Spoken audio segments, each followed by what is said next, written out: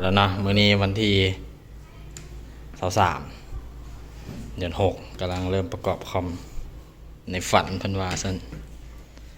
มีสร้างดอนมาสวยได้มื้อนี้ขันแข็งเมนบอร์ดที่เราใช้เนาะก็จะเป็น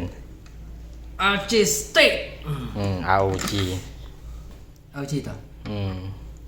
ยี่ห้อ ASUS เนาะแรมที่เราใช้ก็จะเป็น Ryzen 5 AMD Gen 3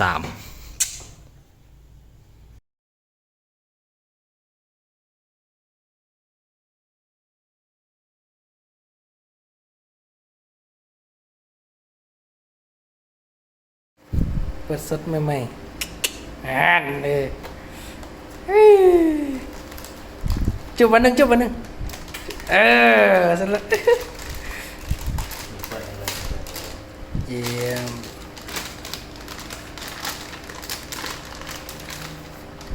โอ้ย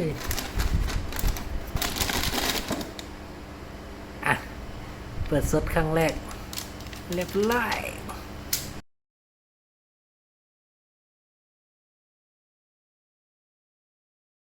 มาเล่นพอเอาเครื่องมอนะเอาเครื่องมอนะตัวนี้ละแล้วที่มอไปไหนนะเดี๋ยวนี้นั่นแหละค่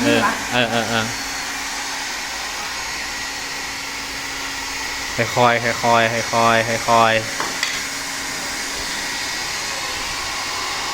เนี่ยเป่าเห็นบ่เป่าหลายเทื่อหลายเห็นบ่ตัดเสียงออก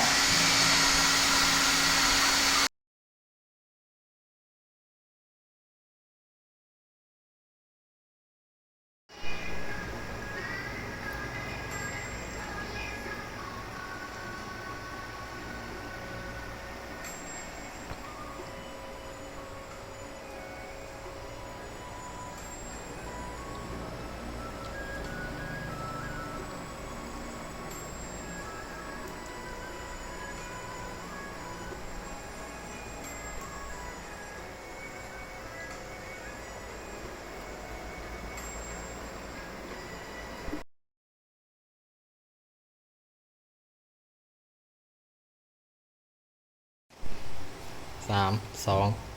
1เ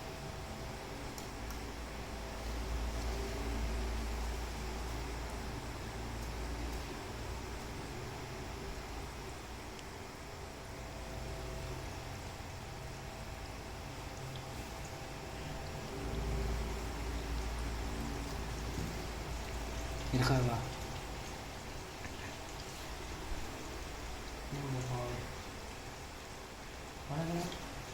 พอ